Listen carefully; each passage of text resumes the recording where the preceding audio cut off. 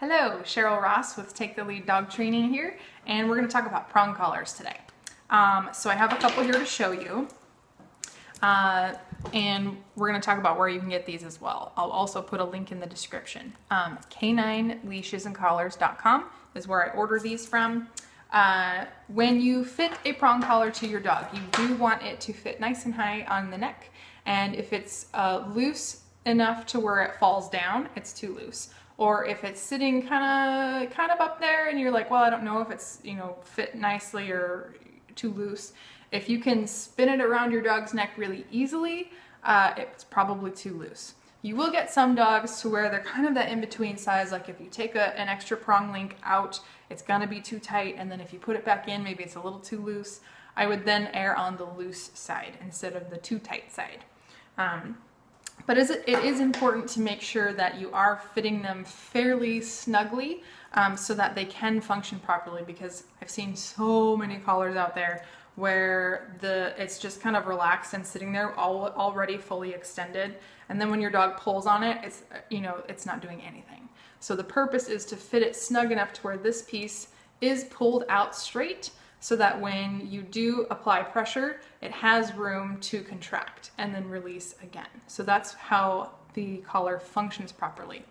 This collar is not designed to stick in and dig into your dog. It's not supposed to be like that. The action is supposed to be actually a little bit of a pinch. So when this pulls tight, these pieces give a little bit of a pinching action. They're not meant to dig into your dog.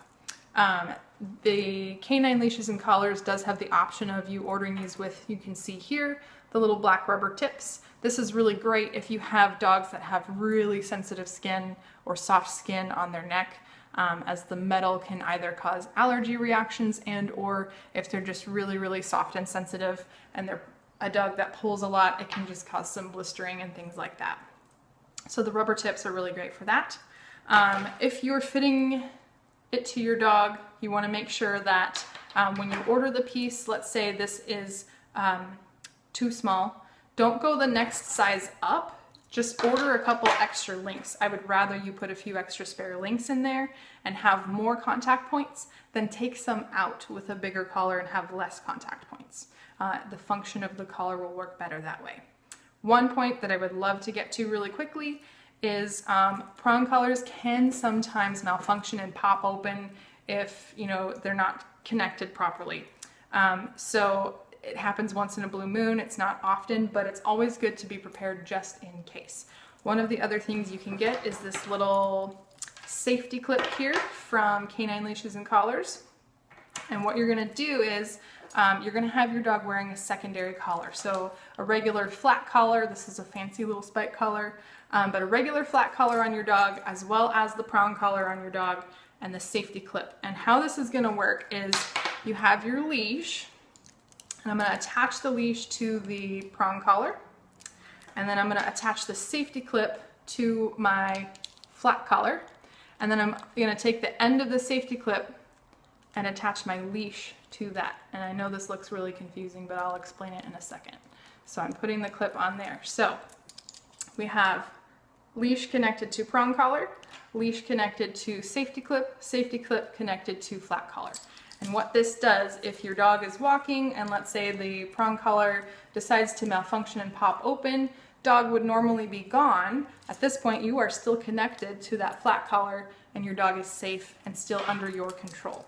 So that's why I really, really like these safety clips. It's always good to have that. So when you're using this prong collar, I would highly recommend the use of a professional trainer to help you learn the techniques of using it. There are right and wrong ways to use this tool. So again, kind of in recap, I get these at K9leashesandcollars.com. This fancy spike collar here you can get at tawspaws.com. Really great products there as well. Don't forget your safety clip. And if you guys have any training questions, please feel free to contact us here at taketheleaddogtraining.com. Hope you're having a great day, guys, and I'll see you later.